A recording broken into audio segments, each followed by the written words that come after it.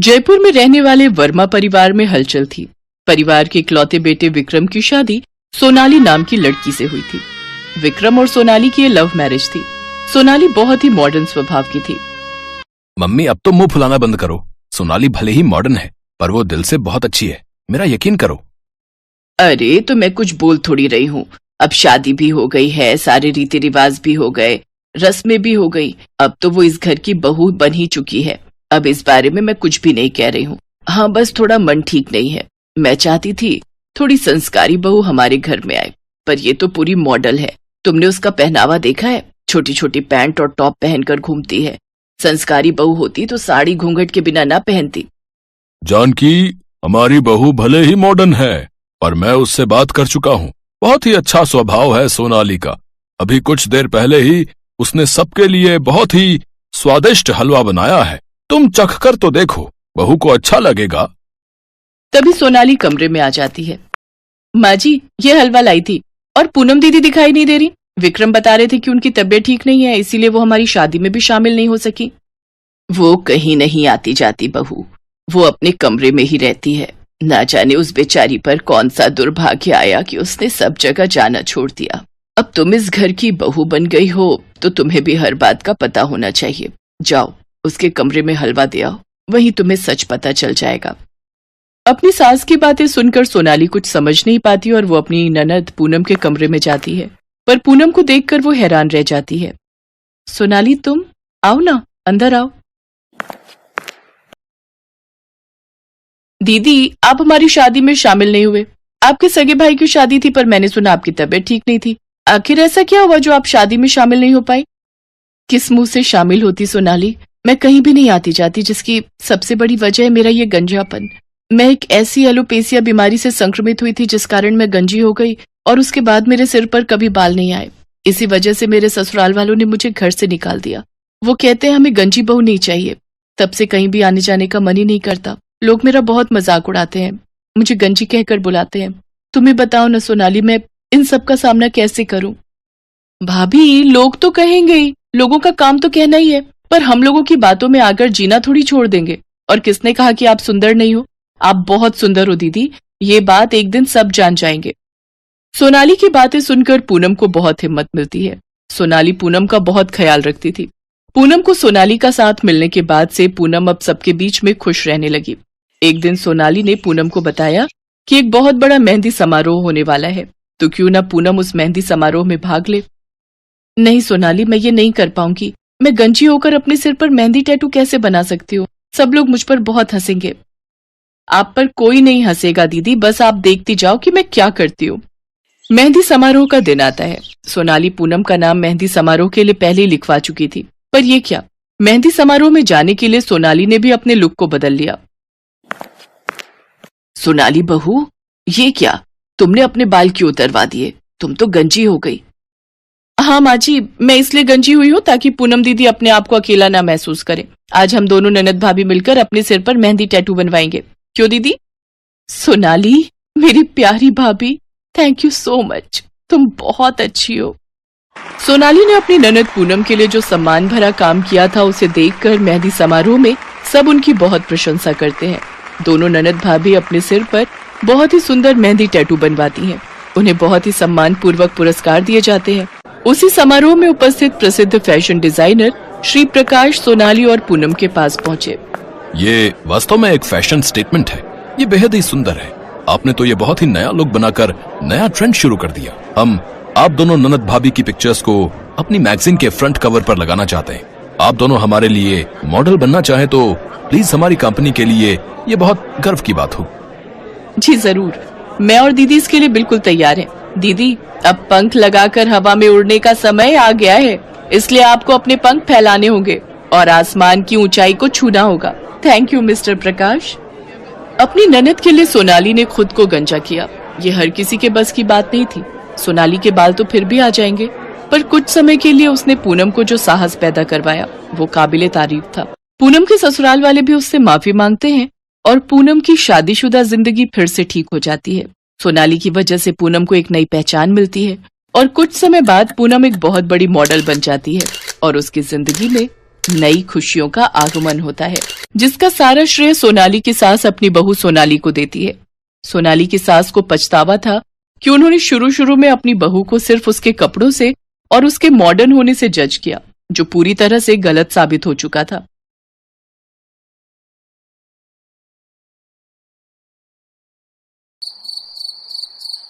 ओह God, ये आज की रात कैसे कटेगी? कल मेरी जिंदगी का सबसे बड़ा दिन है। कल अगर आदित्य सर ने अपनी फिल्म के लिए मुझे साइन कर लिया ना, तो कसम से लाइफ बन जाएगी मेरी। तो ये काम्या है।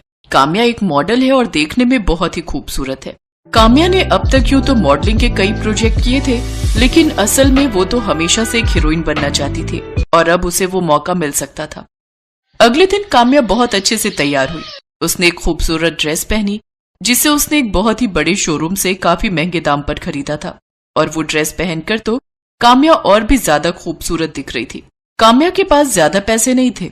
फिलहाल पूरे महीने में बस 1 या 2 ही मॉडलिंग के प्रोजेक्ट उसे मिल पाते थे, जिनसे उसका गुजारा बड़ी मुश्किल से चल रहा था। लेकिन फिलहाल वो जहाँ जा रही थी, वहां जाने के लिए उसने कोई कंजूसी नहीं की थी। उसने फौरन एक ऑटो बुक किया और फिर उसमें बैठकर वो चल दी। कहाँ जाना मैडम? आप मुझे ग्रासिया होटल छोड़ दो। ठीक है मैडम, हम आधे घंटे में पहुंच जाएंगे। ठीक है भैया। केशव, जो कि उस ऑटो का ड्राइवर था, एक अधेड़ उम्र का आदमी था। वो चुपचाप ऑटो चलाता रहा और पीछे बैठी काम्या अपने भविष्य के सपने संजोती रही। दरअसल वो शहर के सबसे बड़े और आलीशान होटल में होने वाली पार्टी में शामिल होने जा रही थी, जहां उसकी मुलाकात मशहूर फिल्म डायरेक्टर आदित्य से होने वाली थी। आदित्य फिलहाल एक मॉडल की तलाश में था, जिसे वो अपनी अपकमिंग मूवी के लिए बतौर हीरोइन साइन कर सके। काम्या को पूरा भरोसा था कि वो खुद को उस रोल के लिए साबित कर ही देगी। और फिर बस भैया, यही रोक दो। मैं आपको अंदर तक छोड़ देता हूँ मैडम जी। समझिए भैया, मैं अंदर ऑटो से नहीं जा सकती। अच्छा, कोई बात नहीं मैडम जी। काम्या जैसे ही ऑटो से उतरी और केशव को उसके पैसे देकर आगे बढ़ी, तभी अचानक उसकी ड्रेस का ब्लाउज ऑटो के एक हुक में फंस गया और काम्या के आगे बढ़ते ही वो फट भी गया। Oh no, shit shit shit shit shit, ये आज ही होना था क्या? और वो भी इसी ड्रेस के साथ। ओह गॉड, अब मैं क्या करूं? पार्टी में कैसे जाऊंगी अब मैं? अरे अब ये क्या हो गया? ओहो, माफ कीजिए मैडम जी। नहीं भैया, इसमें आपकी कोई गलती नहीं है, मैंने ही ध्यान नहीं दिया। पर अब मैं क्या करूं? भैया ऐसा कीजिए, मुझे वापस वहीं छोड़ दीजिए जहां से लिया था। अब इस फटी ड्रेस के साथ तो मैं नहीं जा सकती पार्टी में। मैडम जी, अगर आप बुरा ना माने तो हल है मेरे पास आपकी समस्या का। है? और क्या है वो? मैडम जी, यहाँ से बस 5 मिनट की दूरी पर मेरी खोली है। वहाँ मेरी बेटी है दीक्षा। उसे सिलाई कढ़ाई, मेकअप, मेहंदी लगाना, अरे मतलब कि लड़कियों के सजने संवरने के जितने काम होते हैं ना, उनमें बड़ा मन लगता है उसका। बहुत सफाई है उसके हाथ में। तो आप चलो मेरे साथ, वो जरूर आपका कपड़ा ठीक कर देगी। पर भैया, रफू की हुई ड्रेस कौन पहनता है, और वो भी इतनी बड़ी पार्टी में? आप भरोसा रखिए मैडम जी, मेरी दीक्षा जरूर कुछ जुगाड़ लगा लेगी। आप चलिए तो। और वैसे भी अगर आपको उसका काम पसंद ना आए तो मत जाइएगा पार्टी में। वैसे भी आप तो वापस ही जाने को कह रही थी ना। पार्टी शुरू होने में अभी 1 घंटा बाकी था। काम्या के पास नई ड्रेस लेने के पैसे नहीं थे, तो जब कोई और तरीका समझ में नहीं आया तो काम्या ने केशव की बात मान ली। केशव उसे अपनी छोटी सी खोली में लेकर गया, जहाँ पहुंचकर उसने अपनी बेटी दीक्षा को पूरी बात बताई और फिर खुद बाहर चला गया। अब देखो ना, क्या वाकई इसका कुछ हो सकता है क्या? देखो, मैं नहीं चाहती कि किसी को पता चले कि ये असल में ये ड्रेस फट गई थी। आप बिल्कुल चिंता मत करिए दीदी, फिलहाल ये लीजिए मेरे कपड़े हैं, आप इन्हें पहन लो और मुझे ये ड्रेस दे दो। तब तक मैं सोचती हूँ कि करना क्या है।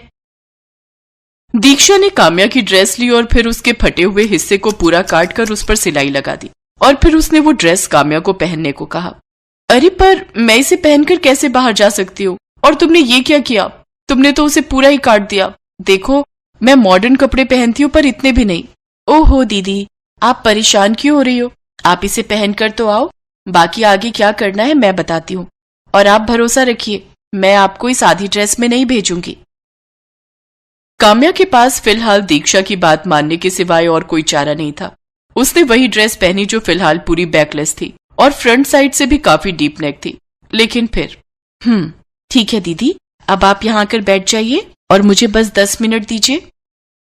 इतना कहकर दीक्षा ने अपने हाथ में मेहंदी का एक कोन उठा लिया, जिसे देखकर काम्या को कुछ समझ नहीं आ रहा था, लेकिन फिर भी वो दीक्षा की बात मानकर वहीं बैठ गई।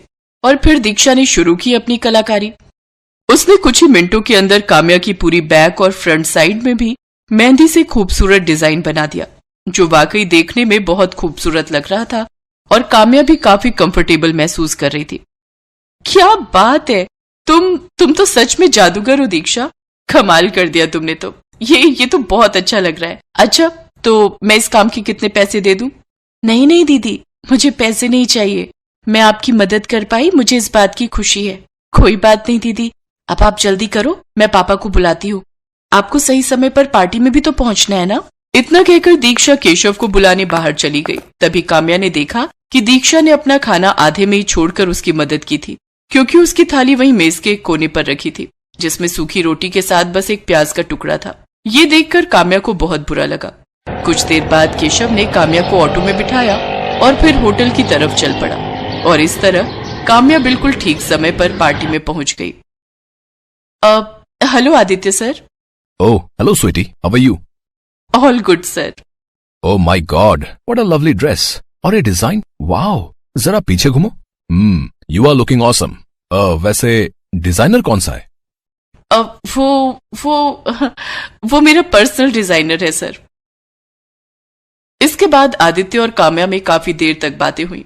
आदित्य काम्या और उसके ड्रेसिंग सेंस से काफी इम्प्रेस था, और आखिरकार काम्या को वो प्रोजेक्ट मिल ही गया। काम्या अब बहुत ज्यादा खुश थी। और फिर, दीक्षा कहाँ हो, जल्दी से यहाँ आओ। अरे जल्दी आओ ना। अरे दीदी आप, अब कैसी रही आपकी पार्टी? बहुत ही शानदार, वहां हर कोई बस मुझे ही देख रहा था, और तुम्हें पता है मुझे वो मूवी भी मिल गई, वो भी लीड रोल में। अरे वाह दीदी, बहुत बहुत बधाई आपको। शुक्रिया दीक्षा, लेकिन सच तो ये है कि अब ये सब तुम्हारी वजह से ही हो पाया है। तुमने मेरी उस फटी ड्रेस को इतना खूबसूरत और सबसे अलग बना दिया कि पूरी पार्टी की मेन अट्रैक्शन बन गई वो तो। लेकिन अब तुम मेरी बात ध्यान से सुनो। आज से तुम मेरी पर्सनल कॉस्ट्यूम डिजाइनर हो, तो अब से मैं जिस भी फंक्शन या पार्टी में जाऊंगी, तुम ही मेरी ड्रेस तैयार करोगी। और सुनो, मुझे हर जगह मेहंदी वाला ब्लाउज पहनकर जाना है, लेकिन तुम्हें हर बार अलग अलग तरह की और अलग डिजाइन की मेहंदी लगानी होगी। बोलो, कर लोगी ना? हाँ हाँ दीदी, क्यों नहीं, मुझे तो मेहंदी लगाने का कितना शौक है, आपको तो पता ही है। और ये भी जानती हूँ कि कितनी सुंदर मेहंदी लगाती हो तुम। अब बस तुम्हें अपने उसी हुनर को कैश करना है, और मैं तुम्हें प्रमोट करूंगी। प्रमोट मतलब मैं कुछ समझी नहीं दीदी। अरे तुम ज्यादा मत सोचो, बस जैसा मैंने कहा है वैसा करती जाओ। दीक्षा ने ऐसा ही किया। अब काम्या जहां भी जाती, दीक्षा से ही मेहंदी वाला ब्लाउज और बाकी की ड्रेस डिजाइन करवा कर जाती, और धीरे धीरे ये उसका स्टाइल सिंबल बन गया, जिसने उसे तो फेमस किया ही, साथ ही साथ दीक्षा के लिए भी कामयाबी के रास्ते खोल दिए। ये लो दीक्षा, ये तुम्हारी पहली कमाई है। नहीं दीदी, मैंने आपको बड़ी बहन माना है, तो मैं आपसे पैसे कैसे ले सकती हूँ? ये पैसे मैं तुम्हें नहीं दे रही मेरी बहन, बल्कि ये उस प्रोजेक्ट का साइनिंग अमाउंट है जो तुम्हें मिला है। मतलब दीदी, अब तुम एक मामूली लड़की नहीं हो, एक मशहूर कॉस्ट्यूम डिजाइनर हो, जिसके बनाए मेहंदी वाले ब्लाउज हर कोई पहनना चाहता है, समझी? मुझे देखकर कई लोगों ने तुम्हें हायर करने की बात कही है, और उन्हीं में से एक ने ये पैसे एडवांस बुकिंग के तौर पर दिए हैं। वो पैसे काफी ज्यादा थे, इतने जितने की दीक्षा ने कभी अपने सपने में भी नहीं सोचे थे। उसकी आंखों में खुशी के आंसू थे, और वो भी अब अपने हुनर से अपनी किस्मत चमकाने के लिए पूरी तरह से तैयार थी। किस्मत का पहिया घूम चुका था। काम्या एक बड़ी और सक्सेसफुल हीरोइन बन गई थी, और दीक्षा एक मशहूर कॉस्ट्यूम डिजाइनर। फिर एक दिन, आप हमारी जिंदगी में साक्षात माँ लक्ष्मी बनकर आई हो। नहीं अंकल जी, सच तो ये है, आपके और मेरे जीवन में लक्ष्मी इसीलिए आ सकी है क्योंकि आपकी बेटी साक्षात माँ सरस्वती का रूप है।